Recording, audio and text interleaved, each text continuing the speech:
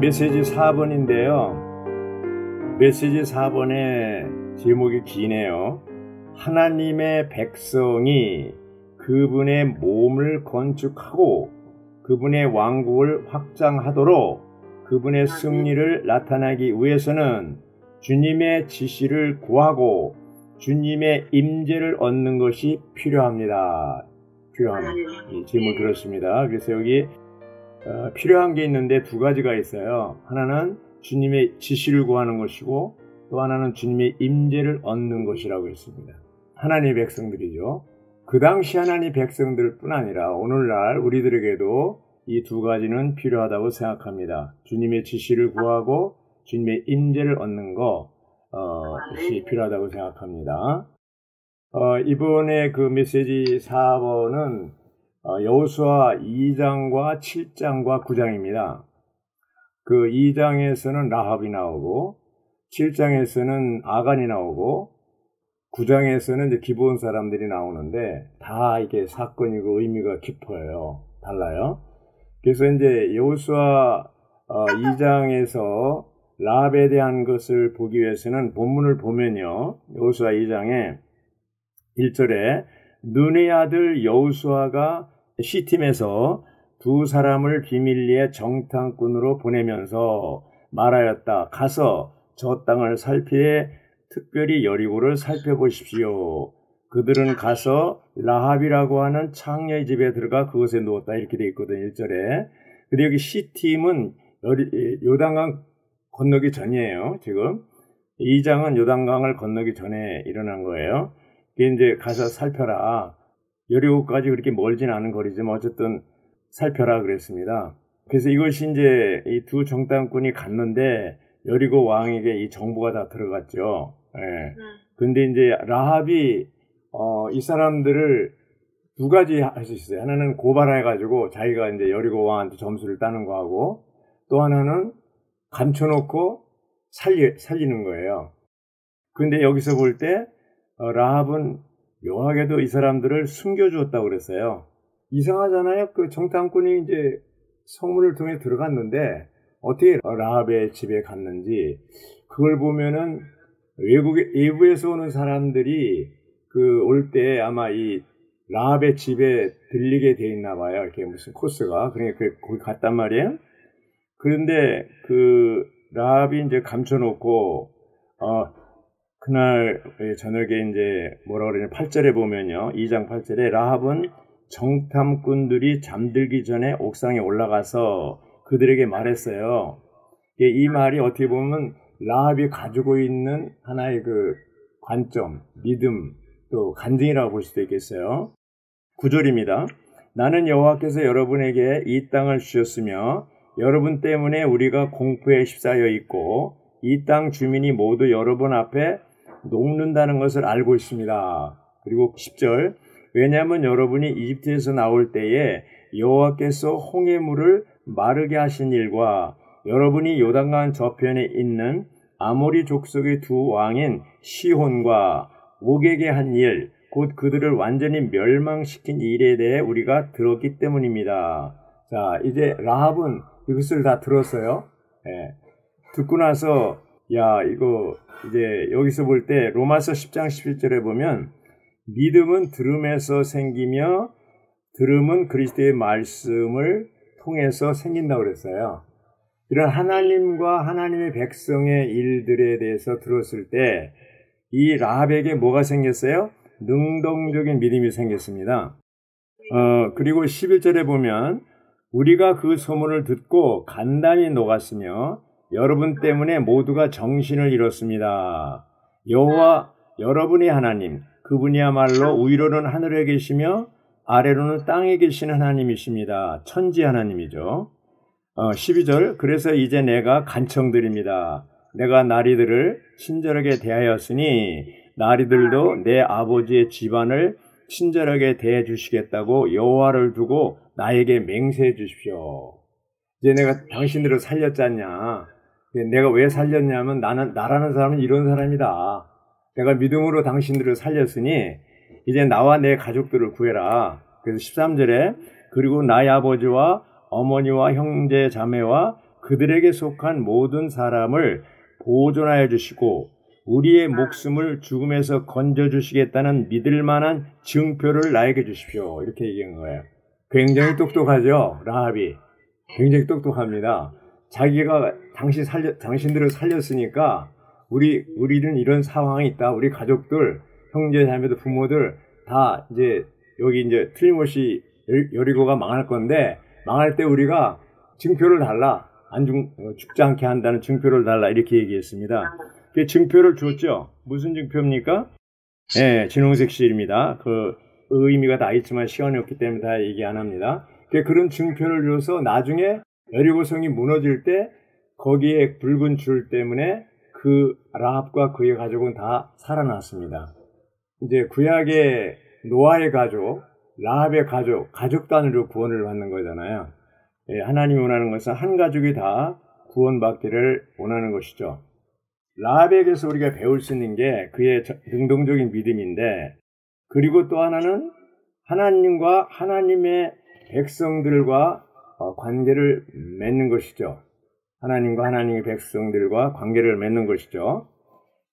우리가 이제 이 시대에 그 라합은 결국 살몬과 결혼함으로 인해서 예수님의 족보 가운데 아주 마태복음 1장 5절에 보면 분명하게 살몬이 라합에게서 보아스를 낳고 이렇게 됐습니다. 살몬은 두 정탐꾼의 중에 한 사람이라고 볼 수 있죠.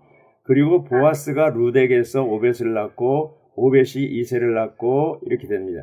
이새가 다윗 왕을 낳았다 이렇게 됐습니다. 이 족보가 쭉 나와서 결국 그리스도에게까지 가는 거죠. 그런데 이러한 족보에 이 이방인 창녀 라합이 들어갔다는 게 놀랍지 않습니까? 놀랍습니다. 그래서 우리가 라합이 되려면 첫째 원칙이 뭐냐면 우리의 배경에 상관없이 하나님과 하나님의 백성에게 돌이켜야 됩니다. 하나님에게 돌이키고 하나님 백성에게 돌이켜야 됩니다.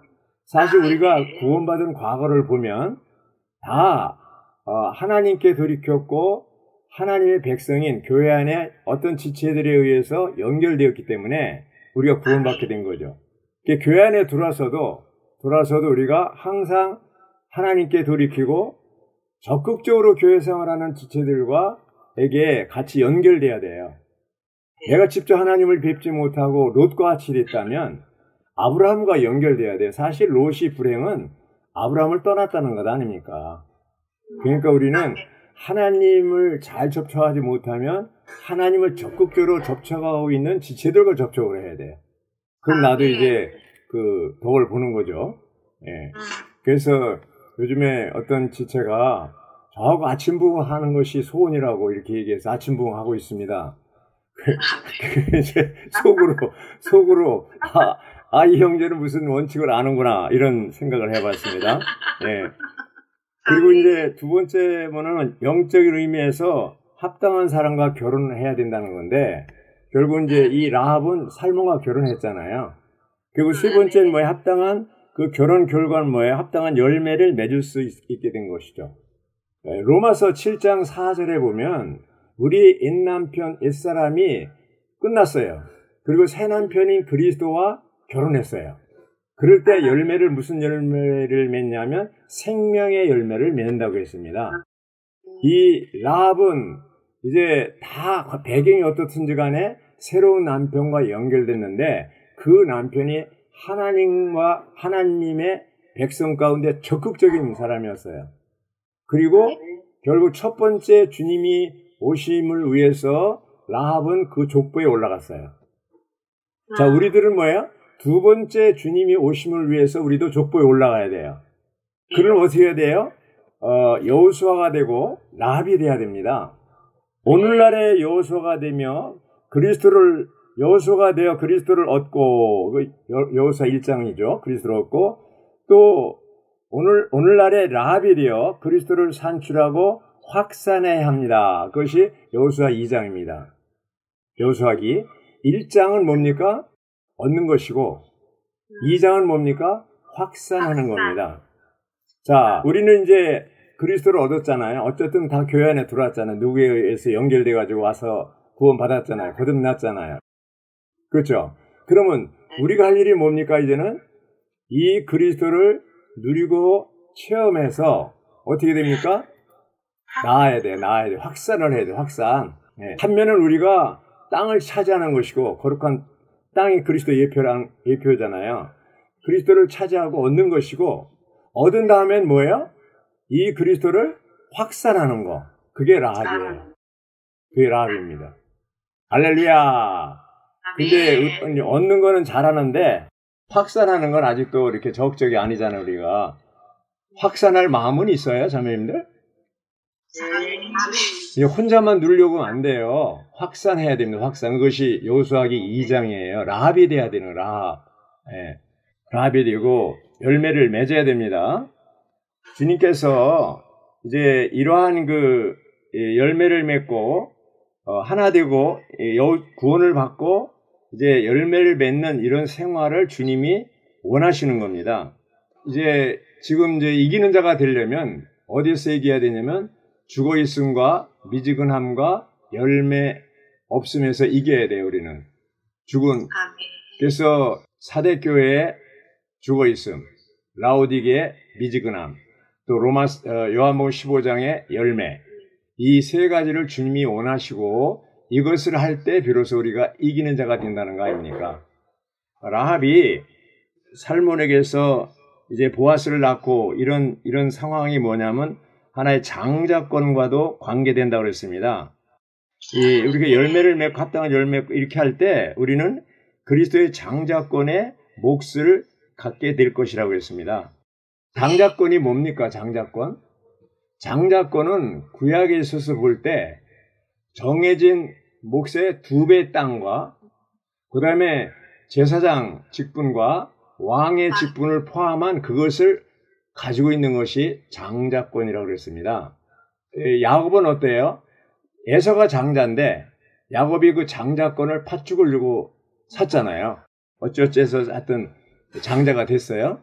그러니까 나중에 보면 야곱의 12아들 중에서 땅의 2몫은 요셉에게 돌아갔고 제사장 직분은 아들 레위에게 돌아갔고 그 다음에 왕의 직분은 누구예요? 유다 지파에 돌아갔습니다. 그러면 신약에 와서 우리는 뭐예요? 다 하나님의 아들의 생명으로 거듭났잖아요. 신성 생명으로. 하나님의 아들의 생명으로 거듭났으면 예수님은 뭐야? 맏아들이라고 그랬잖아요. 많은 형제 중에 맏아들이 되셨다고 그랬잖아요. 예수님이. 그분이 장자이기 때문에 우리는 장자권을 가지고 태어났습니다. 태어났어요. 그러니까 이제 좋은 땅이신 그리스도 우리가 누릴 수 있는 상수권을 가지고 있고요. 그 다음에 왕의 직분과 제사장의 직분을 가지고 태어난 거예요, 우리는. 근데 장자권을 가지고 있어도 그걸 이룰 수 있는 게 뭐냐면, 첫째 에서를 보면, 에서는 먹는 거, 물질적인 것 때문에 결국 빼앗겼잖아요. 팔았잖아요. 이건 정말 어리석은 거잖아요. 근데 우리가 에서 보고 어리석다 그러지 말고, 우리도 에서가 될 수 있다는 거예요.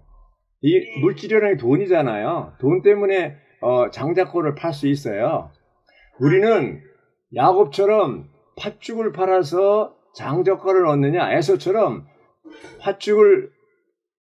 장자권을 팔아서 팥죽을 얻느냐, 이 문제예요. 야곱이 되겠습니까? 에서가 되겠습니까? 당연히 이제 야곱이 되겠죠. 그렇게 된다고 했죠. 그러나 실제 생활 가운데는 우리가 에서와 같이 행동하는 때가 있습니다. 르우벤도 장자잖아요. 12아들 중에. 장자지만 그는 정욕 때문에 장자권을 잃어버립니다. 네, 장자권을 잃어버립니다. 그래서 우리는 이러한 육신의 정욕이라든가 또 물질적인 거, 이런 거에 대해서 굉장히 조심하고 우리가 가지고 있는 이 장자권을 결코 빼앗겨서는 안 됩니다. 다른 건 다 양보해도요. 장자권은 빼앗겨서는 안 됩니다. 야곱이 사실 속이는 자고 이렇게 했지만 야곱이 귀한 것은 그는 장자권의 가치를 알고 있는 거예요. 사실 에서와 야곱은 쌍둥이잖아요. 근데 불과 5분 차이로 형 동생이 됐을 거예요. 불과 몇 분 차이로.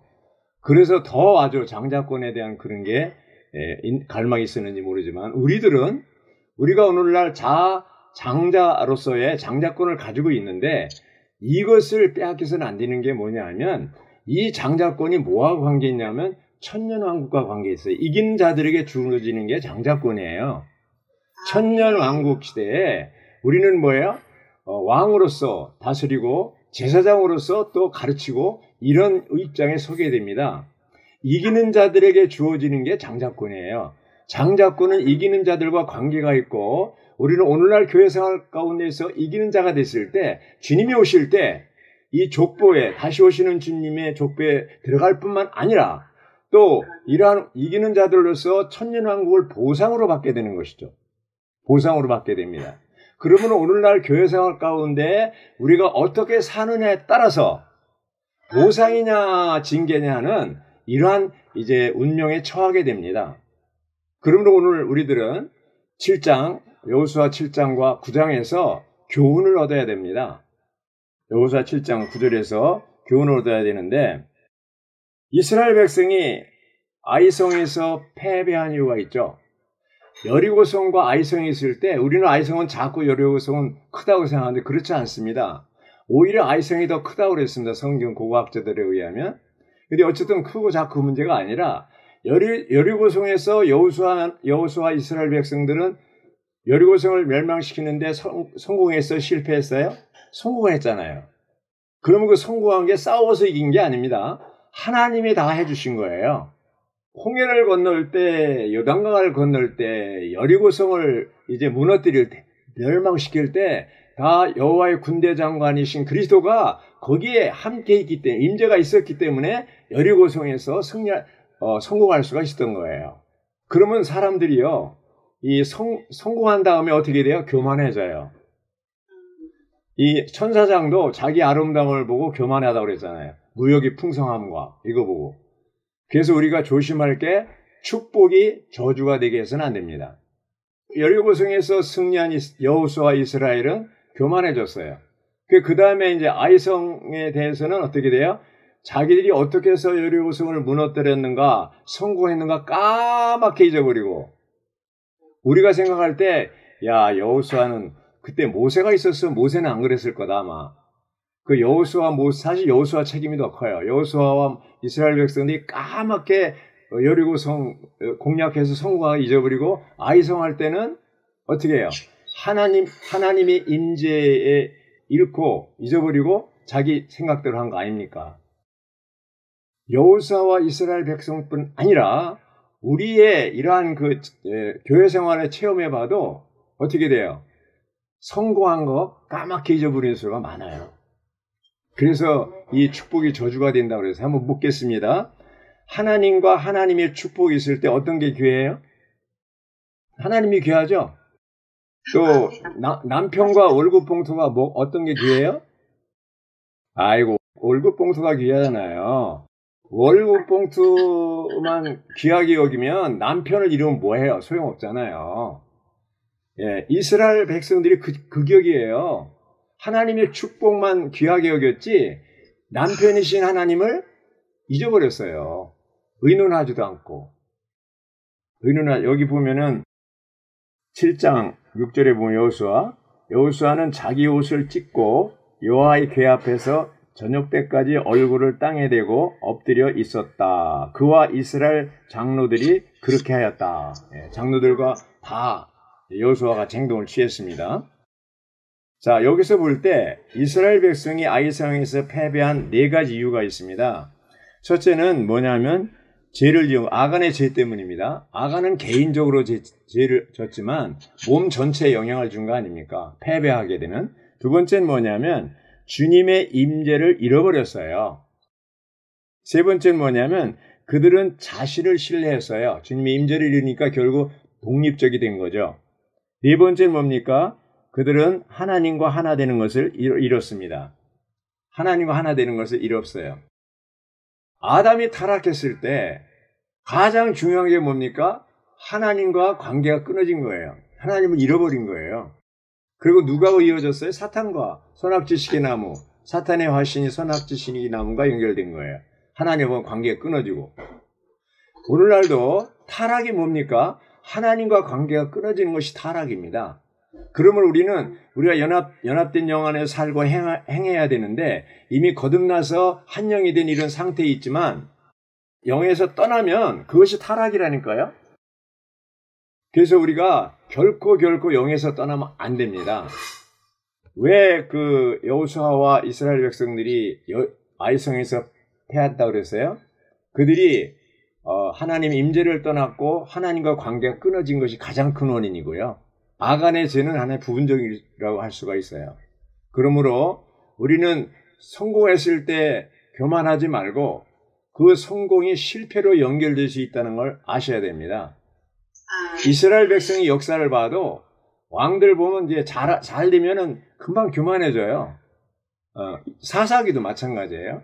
그래서 여호수아기 여기도 2장에서 이렇게 또 3장에서 여리고성을 공격할 때 승리했는데 이제 7장에 가서 실패하잖아요. 아이성에서 실패하는 것이 이제 4가지 이유 알려드렸죠.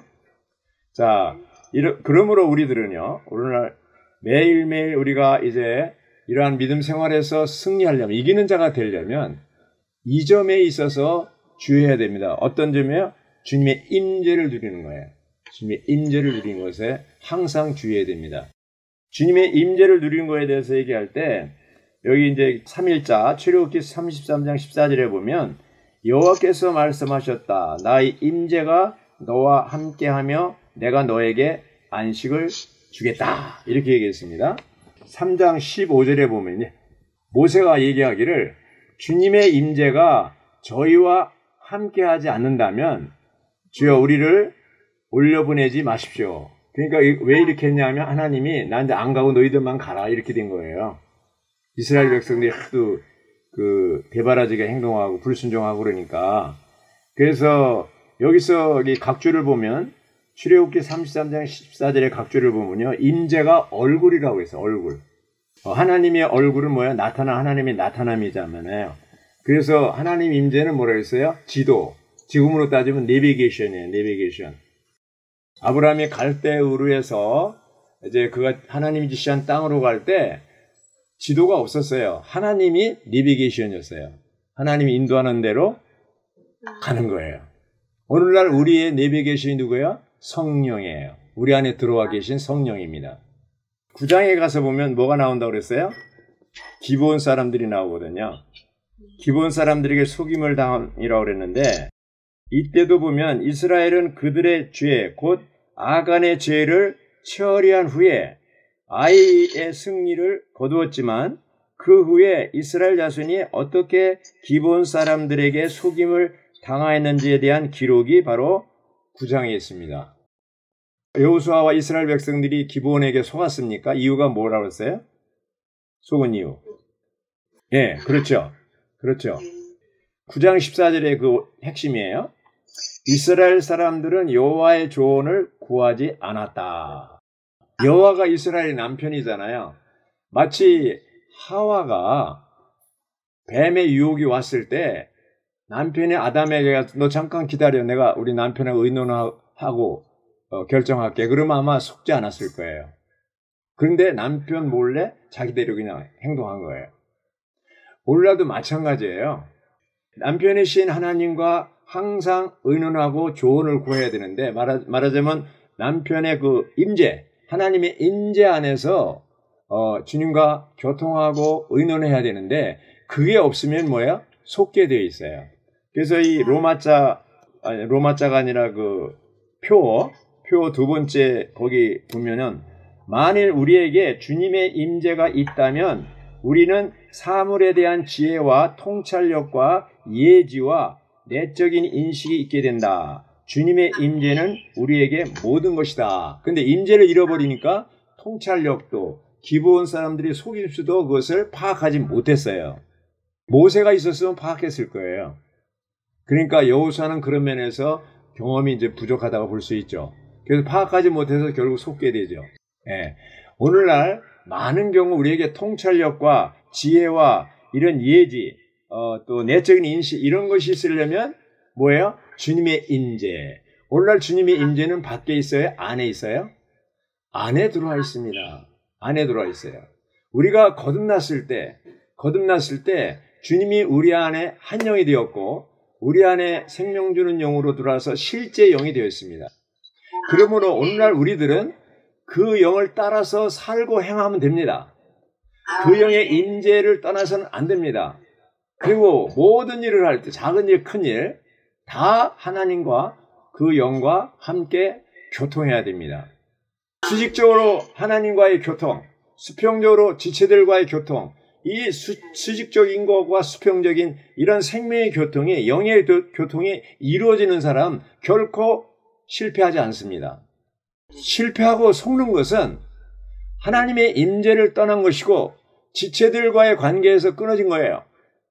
그러므로 우리는 활력그룹이 그래서 필요한 거예요. 이제 부부 사이에 이렇게 볼 때 어떤 돈을 쓸 때 쇼핑 가가지고 물건을 살 때 그 돈이 누구 돈입니까? 아니요. 부부 사이, 부부니까 부부 돈이에요. 부부 돈이 또 하나 있는데 우리 진짜 남편인 하나님의 돈이에요. 그러면 이 돈을 쓸 때 제일 합당한 건 뭐예요? 하나님과 주님, 이걸 살려고 하는데 이거를 어떻게 할까요? 이렇게 의논하면 어떻게 했어요? 사라고 할 때도 있고 너 그 필요 없는 걸 왜 사냐 이렇게 할 때도 있잖아요. 그러면 합당하게 돈을 쓰는 거예요. 그 사람은. 이 아간이라는 사람이 왜 그 죄를 짓게 됐습니까? 아름다운 겉옷, 외투, 신할산, 바벨론에 속한 거죠. 그러면 아간이 굉장히 그 명품 옷을 좋아한 것 같아요. 네. 지금도 명품 좋아하는 사람은 다 아간이에요. 명품 사실 뭐 돈 있으면 사 입는 거야 자유죠. 근데 우리가 명품 비싼 거를 사려고 할 때 주님이 간섭할 수가 있어요. 네. 그러니까 우리는 옷을 살 때, 물건을 살 때 항상 주님과 의논할 때 사고 나서 후회하지 않습니다. 대부분의 물건을 사고 나서 후회가 많아요. 잘못 사서. 아 이거 괜히 샀다. 1년 내내 그냥 처박아 놓는 거예요. 그러므로 모든 일에 있어서 작은 일, 큰 일에 있어서 우리는 우리 안에 계신 그리스도, 우리 임재죠. 우리 안에 계신 그리스도, 우리 얼굴이죠. 그분의 얼굴빛, 미소가 있느냐 없느냐 이걸 보고 이제 결정을 해야 됩니다. 네. 부부 사이도 정상인 부부라면 이제 남편이 좋아하는 거, 아내가 좋아하는 거, 그 뭘 사려고 할 때 얼굴을 찡그리면 어때요? 그건 안 좋다는 거죠. 얼굴에 미소 지으면 어때요? 좋다는 거죠. 그러니까 주님이 얼굴빛을 눈치를 좀 봐가면서 결정하기 바랍니다. 이렇게 하면 실수가 없어요. 안 속아요. 네. 아간도 안 되고 기분에게 속지도 않아요. 우리 모두가 이런 정상적인 장자권을 팔지도 말고 이걸 누려서 이기는 자로서 천년왕국에서 보상을 받는 형제 자매들이 되기를 바랍니다.